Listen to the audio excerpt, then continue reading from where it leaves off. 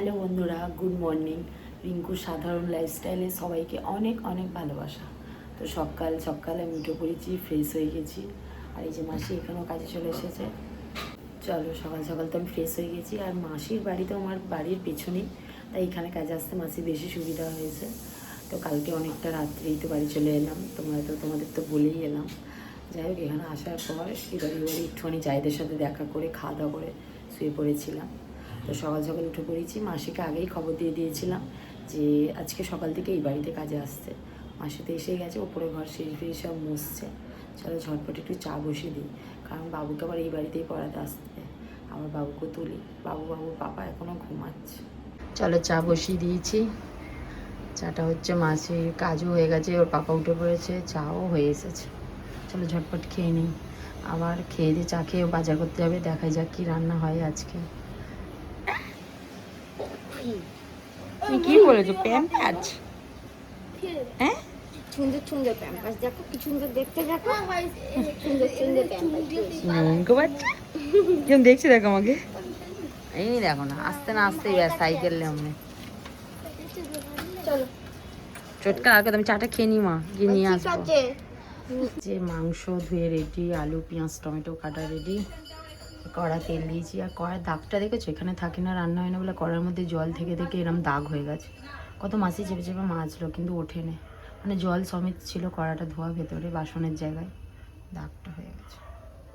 চলো ঝপঝপ মাংসটা বসিয়ে দিই, অনেক বেলা হয়ে গেছে। রান্না কমপ্লিট। একটু পোলাও হয়েছে, এই যে মাংস। চলো, বাবুর স্নান হয়ে গেছে, ঝটপট খেতে দিই। তো খাওয়া দাওয়া কমপ্লিট হয়ে গেছে, এখন 3:30 বাজে। আমি একটু রেস্ট নিই। আর বাবু সকালে এত দেরি করে উঠেছে, ও আর ঘুমাবে না, কিন্তু ওকে নিয়ে একটুখানি শুই। কারণ আন্টি বেলার দিকে পড়াতে এসেছিলো, অল্প পড়িয়ে গেছে। আমাকে বিকালে ওনার বাড়িতে নিয়ে যেতে বলেছে 5:30 নাগাদ। ও তো ঘুমাবে না, আমি একটু শুয়ে রেস্ট নিই, কারণ ওকে নিয়ে আমাকেই যেতে হবে অটো করে। দেখছো কি দেখছো? মামাই পড়তে যাচ্ছে। আবার পুচকে পাকাই কিনা হাওয়া খাচ্ছে, দেখুন। ঠাম্মি টাটা, ঠাম্মি টাটা। 5:30টার মধ্যে যেতে বলেছে, এখানেই 5:20 হয়ে গেল। তাড়াতাড়ি চলো। চলো, বাবুকে পড়তে দিয়ে আবার রিটার্ন বাড়ি যাচ্ছি। কি আমাদের বাড়ি এসে হাজির, আমার সাথে দেখা করতে। আবার রিটার্ন চড়িয়ালের দিকে যাচ্ছি বাবুকে পড়তে দিয়ে।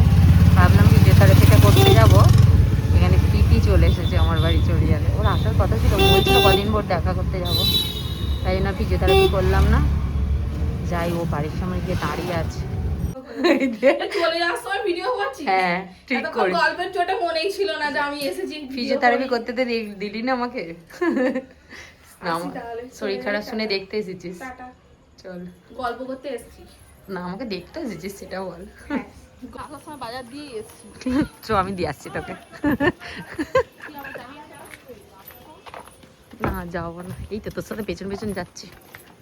ওই বাড়িতে আসিস? হ্যাঁ চলো, পিতি তো বাড়ি চলে গেল। ওগুলা যা রান্না বান্না আছে এগুলো আর কিছু করবো না। চলো বাবুকে খেতে দিই, আর নিজেও খেয়ে নিই, অনেকটাই রাত হয়ে গেছে। চলো বাই, গুড নাইট।